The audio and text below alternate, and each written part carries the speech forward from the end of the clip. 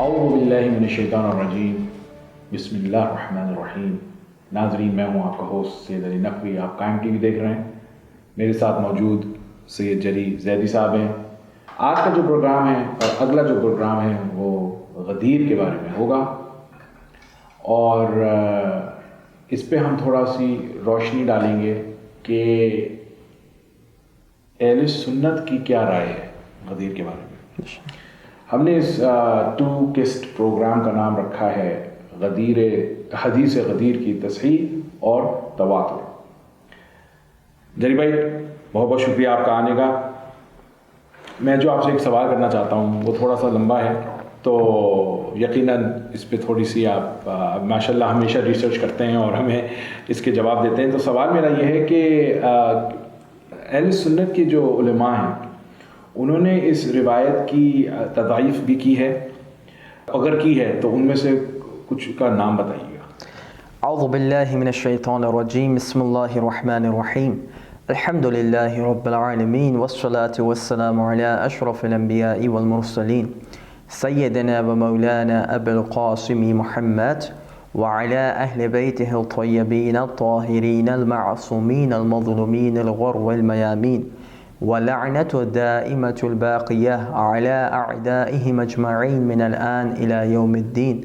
अम्मा बअद फ़क़द क़ाल रसूलुल्लाह सल्लल्लाहु अलैहि व आलिहि वसल्लम मन कुन्तु मौलाहु फ़अलियुन मौलाह अल्लाहुम्मा वालि मन वालाहु व आदि मन आदाहु वंसुर मन नसरहु वख़ज़ुल मन ख़ज़लहु सदक़ रसूलुहुल अमीन। बहुत शुक्रिया आपका अली भाई तारुफ़ करवाने के लिए। आज की जो हमारी गुफ्तगू है वो ख़ास हदीस गदीर के हवाले से है, लेकिन हदीस गदीर के हवाले से भी हमारी गुफ्तगू का जो महवर व मरकज़ होगा वो ज़रा मुख्तलिफ़ उन्वान से है। जो गदीर पे हम आज गुफ्तगू करने जा रहे हैं, नाज़रीन की खिदमत में अगर अर्ज़ किया जाए तो वो हदीस गदीर के पूरे वाक़े पर नहीं है, बल्कि एक बहुत ही फ़नी उन्वान से हमारी गुफ्तगू होगी। वो है हदीस गदीर के बारे में उलमाए अहले सुन्नत की तस्हीहात और तवातुर। लेकिन उससे पहले जब हम इस कलाम को नकल करेंगे तो हमारे लिए ज़रूरी है कि हम ये माबई नियाज़ या माबई इख्तिलाफ़ जो मसला है उसका तयन कर लें कि असलन मसला है कहाँ पे जो हमें ज़रूरत पड़ी है इस प्रोग्राम को करने के लिए।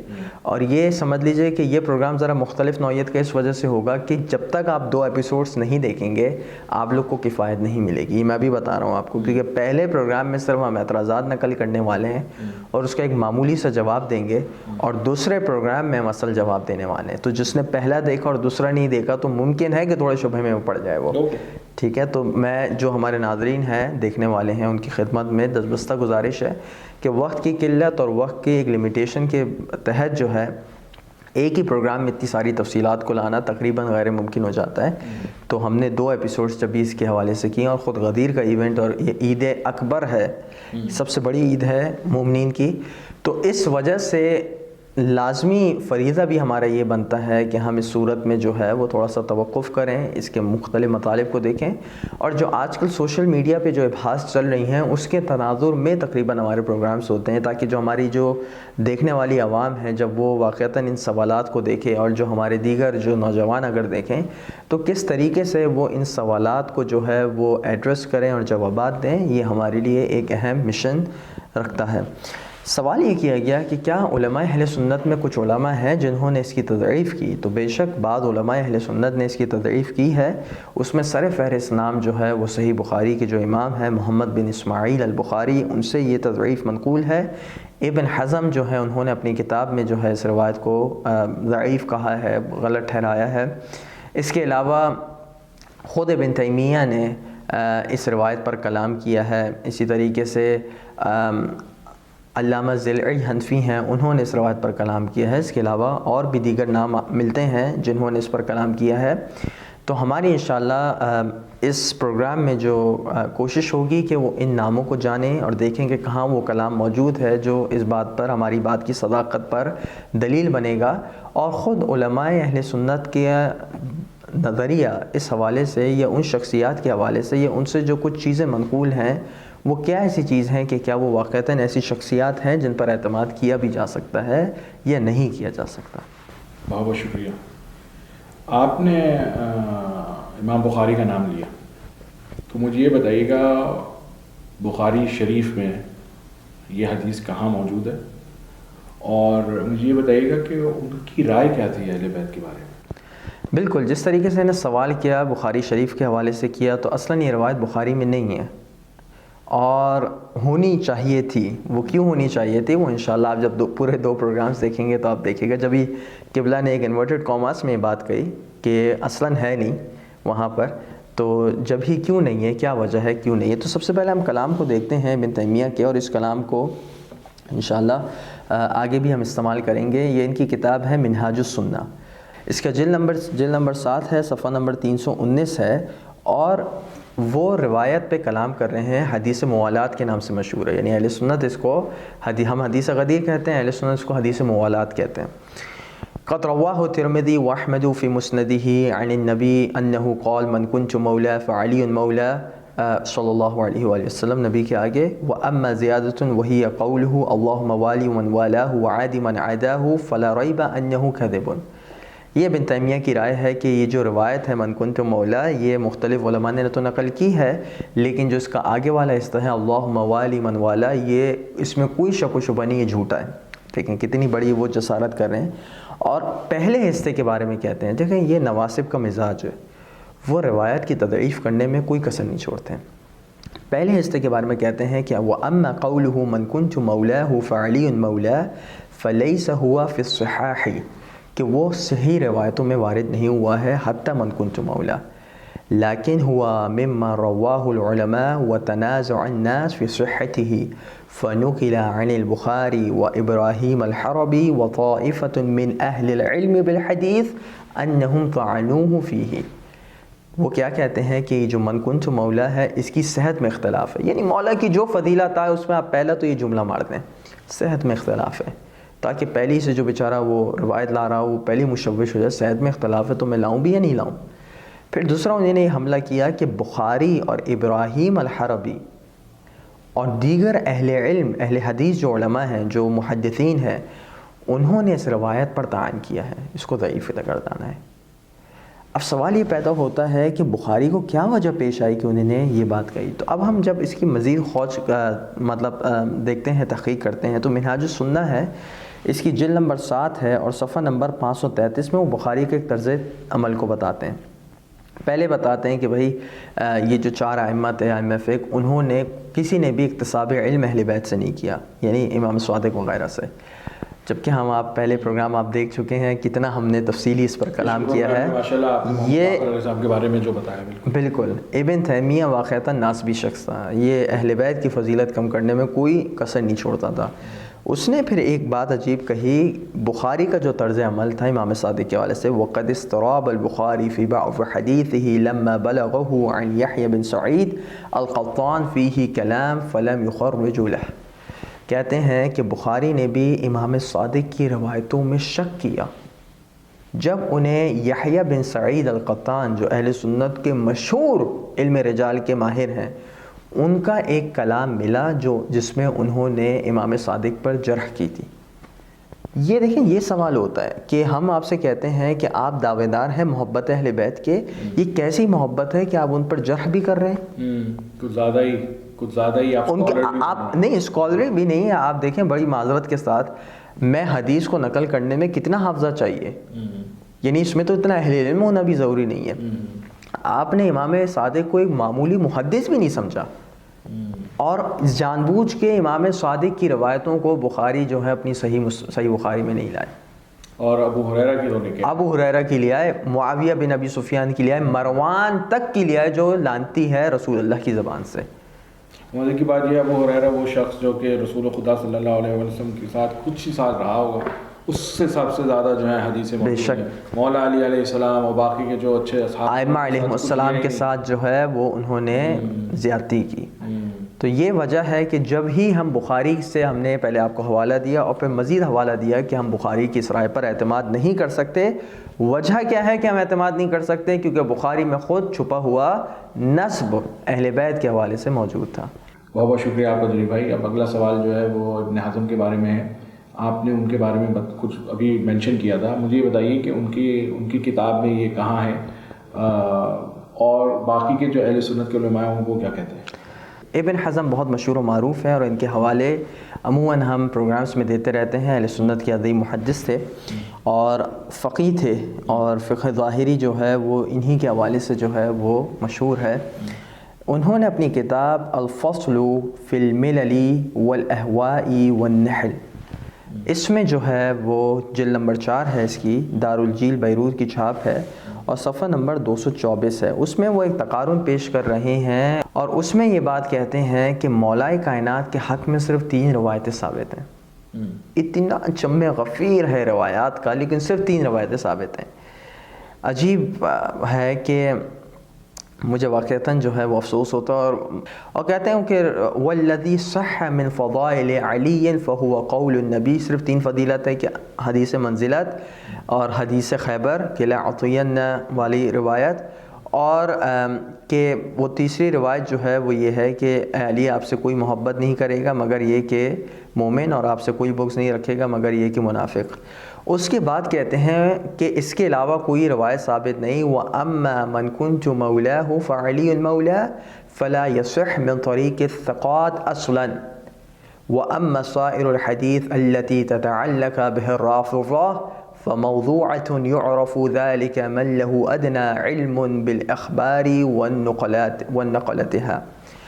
کیا کہتے ہیں؟ عجیب لفظ کہتے ہیں کہ جو روایت مولائے کائنات کے حق میں صرف 3 ہے، جو روایت من کنت مولا ہے وہ اصلاً کسی ثقہ راوی سے منقول ہی نہیں، اور باقی جو روایات جو رافضہ جو شیعہ حضرات استعمال کرتے ہیں مولا کی ولایت اور دیگر فضائل ثابت کرنے کے لیے، تو جو بھی ہلکا سا علم حدیث اور علم مصطلح کو جانتا ہے وہ جانتا ہے کہ یہاں پر رافضیوں نے یعنی شیعوں نے تمام کی تمام روایات اہل بیت یعنی مولائے کائنات کے حق میں گھڑی ہیں، سوائے 3 کے کوئی چیز صحیح نہیں، باقی سب ہم نے گھڑی ہیں. یعنی ایک آپ نے فارمولہ دے دیا.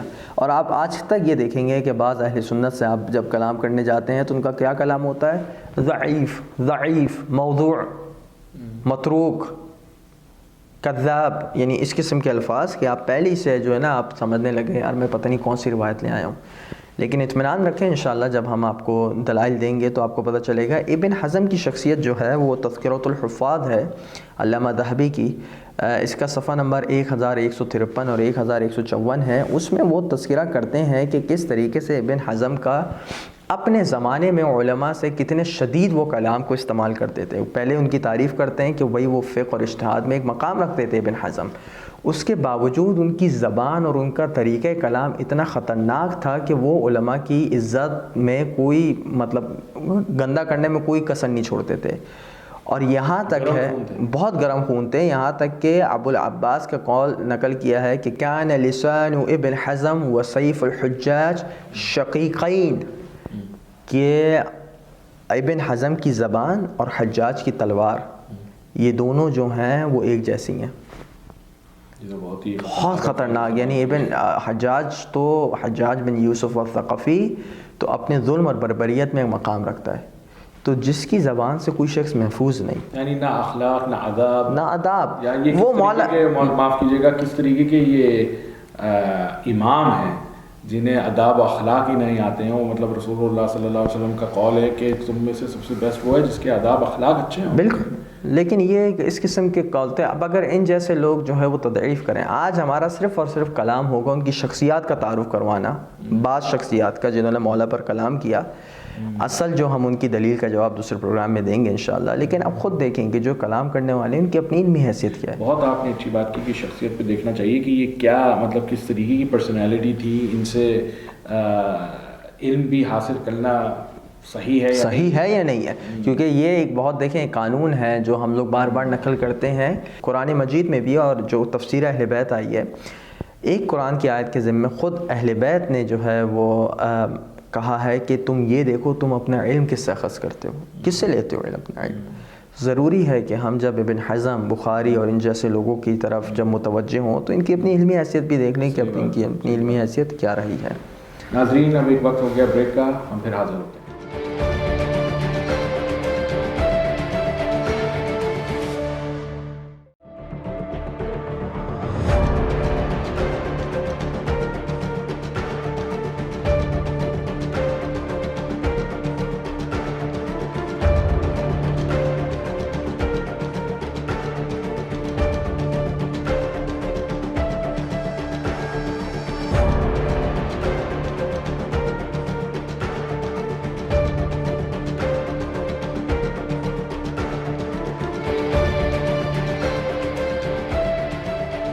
नाज़रीन वेलकम बैक। आप देख रहे हैं काइम टीवी। मैं हूं आपका होस्ट सैयद अली नकवी। मेरे साथ मौजूद हैं सैयद जली ज़ैदी साहब। आज का जो प्रोग्राम है वो गदीर के ऊपर है और आज हम अहले सुन्नत की जो मशहूर जो इमाम समझ लें, उलमा, उनके बारे में हम बातें कर रहे हैं कि उनकी क्या शख्सियत थी, वो किस तरीके की सोच रखते थे। अगला सवाल अगर आपसे मैं करना चाहूँ प्लीज़ इजाज़त। अभी आपने ब्रेक से पहले इब्न तैमिया का नाम लिया था और मुझे ये बताइए, इब्न तैमिया ऑब्वियसली सलफ़ियों के लिए एक बहुत बड़े आलिम दीन है और अपने सोच की वजह से उनको अपने ज़माने में जेल में भी डाल दिया गया था। मुझे ये बताइए कि उन्होंने ये कहाँ बात की और बाकी के जो अपने अहले सुन्नत के जो उलमा हैं वो उनके बारे में क्या कहते हैं? बहुत अच्छा सवाल है अली भाई का। इब्न तैमिया के कलाम पर हम आते हैं और इब्न तैमिया वही कलाम हम पहले नकल करते हैं जो मिनहाजुस सुन्नह में जिल्द नंबर 7 सफ़ा 319 में हम पहले कर चुके हैं।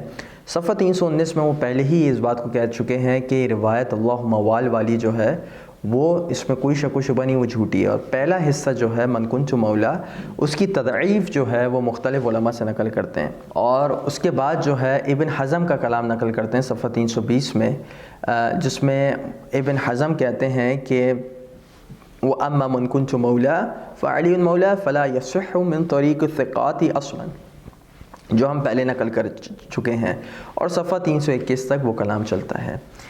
तो यहाँ से इब्न तैमिया की आपको एक अप्रोच का अंदाज़ा होता है कि किस तरीके से वो रवायात जो अहले बैत के हक़ में जो मनक़ूल है उसकी तज़ईफ़ कर रहे होते हैं। उसके बाद बात आगे बढ़ती है, उनकी दूसरी किताब है मजमूउल फ़तावा। ये उनकी ख़ुद मुरत्तब किताब नहीं है बल्कि उनके फ़तावे मुतफ़र्रिक़ थे जिसको जमा किया गया। इसका नाम है मजमूउल फ़तावा, जिल्द 4 है उसकी और सफ़ा नंबर 417 और 418 में कलाम है। कहते हैं वो अम्मा क़ौलुहु मन कुन्तु मौला फ़अलियुन मौला फ़हाज़ा लैसा फ़ी शैइन मिनल उम्महात इल्ला फ़ी तिर्मिज़ी व लैसा फ़ीही इल्ला मन कुन्तु मौला फ़अलियुन मौला, कि मन कुन्तु मौला वाली जो रवायत है वो फ़क़त और फ़क़त तिर्मिज़ी में है जिसमें सिर्फ पहला हिस्सा उसका नकल है। वो अम्मा ज़ियादतु फ़लैसत फ़िल हदीस, जो अल्लाहुम्मा वाली मन वाला वाली जो ज़ियादती है, जो मतलब एडिशन आई है, वो असलन जो है रिवायत में नहीं। वसुइला अन्हल इमामुल अहमद फ़क़ाल ज़ियादतुन कूफ़िया वला रैबा अन्हा कज़िबा लिवुजूह। अब उन्होंने अहमद बिन हम्बल से कॉल को मंसूब किया कि ये जो ज़्यादती है अल्लाहुम्मा वाल वाली, ये कूफ़े वालों ने नकल की है, यानी गोया कि वो इसको ज़ईफ़ करें। हाँ, कूफ़े वालों ने। मामला ये है कि आप मुस्नद अहमद में जाएं, मुस्नद अहमद में फ़ी नफ्स ही रवायत मौजूद है। अगर अहमद बिन हम्बल इसको वैसे ही ज़ईफ़ समझते तो मुस्नद अहमद जो उनके नज़दीक सही रवायात का मजमुआ है उसमें क्यों लाते वो। और फिर अब देखें इब्न तैमिया का नासबीपन, अब वो रिवायात की ठुकराने का, यानी अल्लाहुम्मा वाल, देखें जुमला बहुत काम का, वो जो बातें करेगा अब वो गलत बातें नहीं करेगा दलालत के उन्वान से, वो सिर्फ इस पर शक डालना चाहता है कि रिवायत साबित नहीं। अगर हम वो साबित कर दें तो वो जितनी बात दलालत के उन्वान से कर रहा है वो भी साबित होंगी। यानी मैं एक बात कहूँ कि मेरे बात अली भाई मेरी चीज़ों की नुमाइंदगी करेंगे और कोई बंदा जाके जो है उसको नकल करे तो बात तो बिल्कुल सही है। अगर मेरा इंतकाल हो जाए तो अली भाई मेरे उमूर की हिफाजत करेंगे, चीज़ों को देखेंगे, अगर ये मैं स्टेटमेंट कहूँ। लेकिन अगर कोई शख्स उसकी सेहत का इनकार कर दे कि ये बात ही गलत है, तो वो सेहत का तो इनकार कर रहा है लेकिन जो उससे मायने मुरत्तब हो रहे हैं उसका इनकार नहीं कर रहा। वो जानता है इसके मायने यही मुरत्तब होंगे। इब्न तैमिया क्या कर रहा है, सेहत का इनकार तो कर रहे हैं इब्न तैमिया, लेकिन इब्न तैमिया मायने का इनकार नहीं कर रहे। ये देखने वाली बात है। कहते हैं पहली वजह यह है कि हक़ जो है सिवाय रसूल अल्लाह के अलावा किसी के गिर्द नहीं घूमता। बाकी जो हैं जैसे कि मालूम है अमीरुल मोमिनीन का जो है वो काफ़ी मसाइल में जो है वो सहाबा से इख्तलाफ रहा है, तो हक़ को ये कहना कि वो मौला के गिर्द घूमता है ये गलत बात है। वो जानता है ये बात कहाँ जा रही है, क्योंकि फिर इसका मतलब ये हुआ हमारे बाकी के जो असहाब हैं वो। हाँ, और फिर दूसरी ये पहली बात, दूसरी दलालत ही मिलेगी कि वो रसूल की तरह मासूम थे, जो कि इनके यहाँ है ही नहीं। इनके यहाँ नहीं है। तो चूंकि वो कॉन्सेप्ट नहीं है तो स्ट्रॉमैन अप्रोच ये चल रही है कि नहीं ये चीज़ नहीं मानी जाएगी, जबकि बात उल्टी होनी चाहिए। बात ये होनी चाहिए कि अगर ये बात मनकूल है तो मौला मासूम है और जिन्होंने उनसे इख्तिलाफ किया वो ख़ता पर थे, गलती पर थे, बल्कि गलती से ज़्यादा बढ़ के कोई चीज़ हो तो उस पर थे। दूसरी वजह ये कही जा रही है कि अल्लाहुम्मा अंसुर मन नसरहु खिलाफुल वाक़ि' क़ातल मअहु अक़वामुन यौम अस्सिफ़ीन फ़मन तसरू व अक़वामुन लम युक़ातिलू फ़मा ख़ज़लू, كسعد الذي فتح العراق لم يقاتل معه وكذلك أصحاب معاوية وبني أمية الذين قاتلوه وفتحوا كثيرا من البلاد الكفار ونصرهم الله. اب وہ ایک مادی مرحلے پر آ گیا، کہنے لگا کہ روایت اللہم وال اس وجہ سے بھی صحیح نہیں ہو سکتی کہ اگر ہم اس روایت کو صحیح مانیں گے تو صفین میں تو مولا کو کامیابی نہیں ہوئی، بلکہ بنی امیہ اور معاویہ نے تو پھر بعد میں بہت زیادہ جو ہے وہ اسلامی فتوحات کو کیا، اور جن لوگوں نے مولا کی مدد نہیں کی، مثال کے طور پہ سعد بن ابی وقاص اور دیگر، تو انہوں نے بھی اس کی مدد نہیں کری، تو مولا وہ تو ناکامیاب نہیں ہوئے. وہ بھلا ابن تیمیہ تم کس طریقے سے جانو کہ یہاں بات دنیاوی کامیابی اور کی تھوڑی ہو رہی، بلکہ یہاں تو بات اخروی کامیابی اور ناکامیابی کی ہو رہی ہے. ورنہ تو کتنے ہی رسول کے دشمن تھے، کیا سارے کے سارے ختم ہو گئے کیا؟ یعنی آج ان کا نام جو ہے وہ محفوظ نہیں، لیکن کیا یہ بنو اسرائیل کے لوگ نہیں تھے جو 70 انبیاء کو ایک دن میں مارا کرتے تھے؟ تو کیا تم وہ بولو گے وہاں پہ انہوں کو کامیابی نصیب ہو رہی ہے؟ پھر تیسری وجہ یہ بتائی کہ عجیب یہ جملہ دیکھیں، واقعتاً عجیب جملہ ہے. تیسری وجہ یہ بتا رہا ہے کہ اللہم والی من والا وعادی من عادا، کہ اللہ اس سے محبت کر جو علی سے محبت کرے، اس سے دشمنی رکھ جس سے جو علی سے دشمنی رکھے.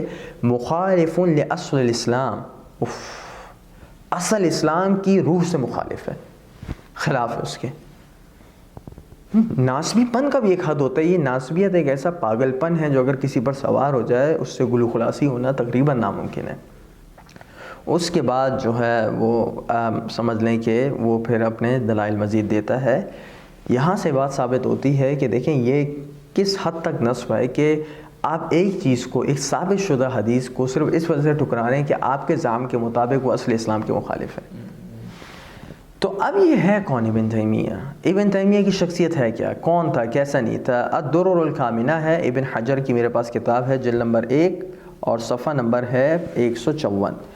اس میں ابن تیمیہ کے حوالے سے نقل کرتا ہے، اور ابن تیمیہ کے حوالے سے بات نقل ہوئی کہ ابن تیمیہ اس بات کے معتقد تھے کہ امام علی نے 17 جگہوں پہ قرآن کریم کی نص کی مخالفت کی ہے. 17 جگہوں پہ امیر المومنین نے نص قرآن کی مخالفت کی ہے، صفحہ 154 پہ فرماتے ہیں.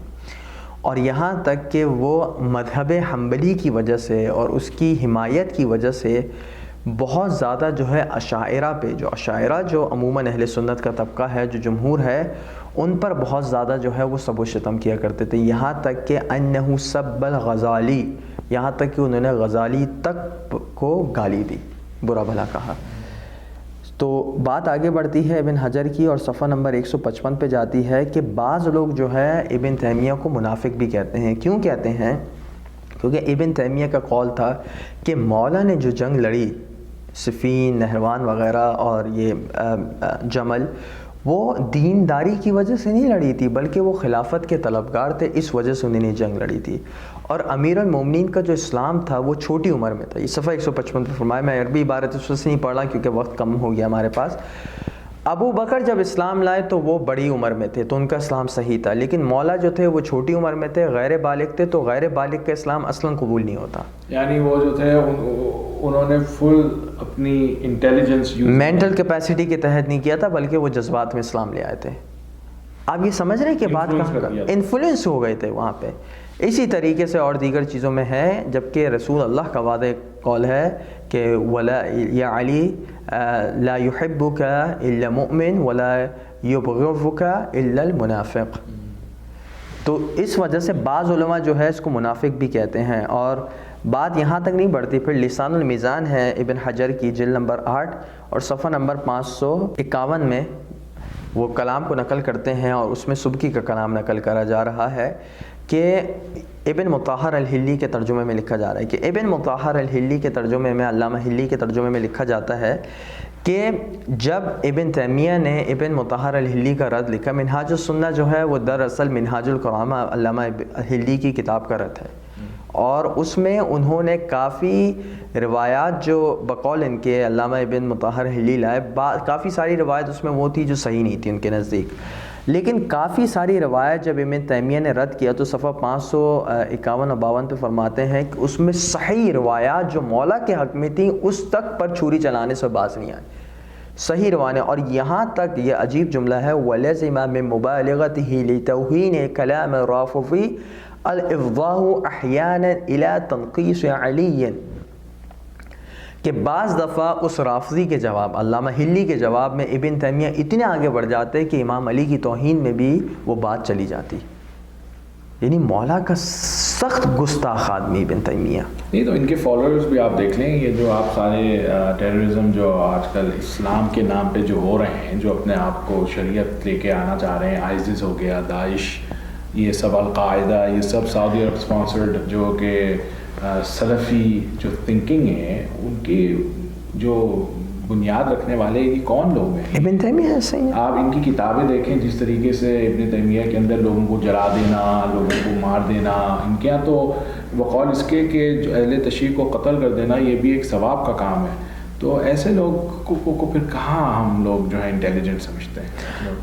بہت افسوس کا مقام ہے واقعتاً. اور بات کو آگے بڑھاتے ہیں، جیسے چلتے ہیں کہ الصبح الصافر کتاب ہے علامہ صدیق عبداللہ بن محمد بن صدیق الحسنی الغماری کی، غماری سادات میں سے تھے، صفحہ نمبر 46 اہل سنت کے کہتے ہیں وہ ابن تیمیہ کا تعارف کرواتے ہیں کہ کافی سارے لوگ جو ہے ابن تیمیہ کے کلام سے استدلال کرتے ہیں اور اس کو شیخ الاسلام کہتے ہیں. آپ جی سعودی عرب میں چلائیں، قول شیخ الاسلام ابن تیمیہ.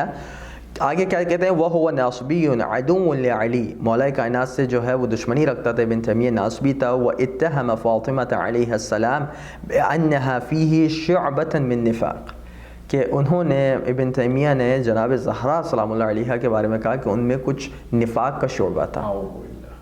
وَكَانَ مَعَ ذَلِكَ، اور اس کے علاوہ جو ہے وہ اور بدعات وغیرہ کی طرف بات کی. اور یہ کلام کہاں ہے؟ منہاج السنہ میں، منہاج السنہ جلد نمبر 4 صفحہ 243 سے 245 کا میں صرف اسکین لگاؤں گا. اس میں جو ہے جو کلام کیا ہے ابن تیمیہ نے جناب زہرا سلام اللہ علیہ کے خلاف. یقین جانے کہ میرے پاس وقت ختم ہو گیا ہے، ورنہ میں اس کلام کی تفصیل میں جاتا اور آپ کو بتاتا کہ کتنا سخت کلام کیا ہے.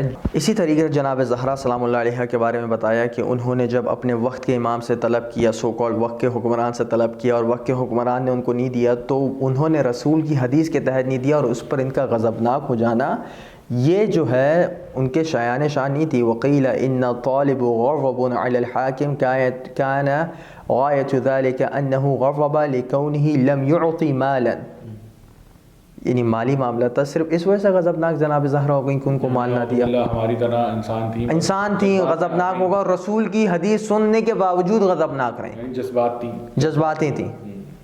یہ کس قسم کا آپ لوگ نے انصاف کیا؟ کس قسم کے بندے سے آپ دین اپنا لے رہے ہیں؟ تو یہاں پہ جو ہے وہ پتہ چلتا ہے. اب آپ کو علامہ البانی کا کلام ہے سلسلۃ الحدیث الصحیحہ جلد نمبر 4 صفحہ نمبر 330 میں جب حدیث من کنتو کو لاتے ہیں تو کہتے ہیں کہ یہ روایت زید بن ارقم، سعد بن ابی وقاص، بریدہ، علی بن ابی طالب اور ابو ایوب انصاری، براء بن عازب، عبداللہ بن عباس، انس بن مالک، ابو سعید اور ابو ہریرہ سے منقول ہے. اتنے سارے صحابیوں کے نام لیے علامہ البانی کہہ رہے ہیں کہ یہ روایت جو ہے اللہ کہتے ہیں من کنت مولا فعلی مولا اللہم والی من والا وعادی من عادا، پورے طرق کو صحیح کہہ رہے ہیں. وہ صفحہ 330 میں پھر وہ کلام شروع ہوتا ہے، بہت کلام نقل کرتے ہیں. صفحہ 335 میں جو سعد سے نقل ہوا ہے، صفحہ 336 میں جو بریدہ سے نقل ہوا ہے، صفحہ 337 میں جو مولا کائنات سے نقل ہوا ہے، پھر ابو ایوب سے صفحہ 340 میں، برا بن عازب سے صفحہ 341 میں، ابن عباس سے، انس بن مالک سے، یہاں تک کہ وہ صفحہ 342 میں بھی جو ہے وہ اور طرق کو نقل کرتے ہیں، حالانکہ یہ خود بھی سلفی تھے. اور صفحہ نمبر 343 میں کہتے ہیں وہ جملۃ القول ان حدیث، کہتے ہیں کہ یہ روایت جو ہے وہ صحیح حدیث ہے. دونوں اس کے جو الفاظ ہیں من کنتو بھی اللہم وال بھی، پہلا جو اس کا حصہ ہے وہ جو ہے وہ متواتر ہے.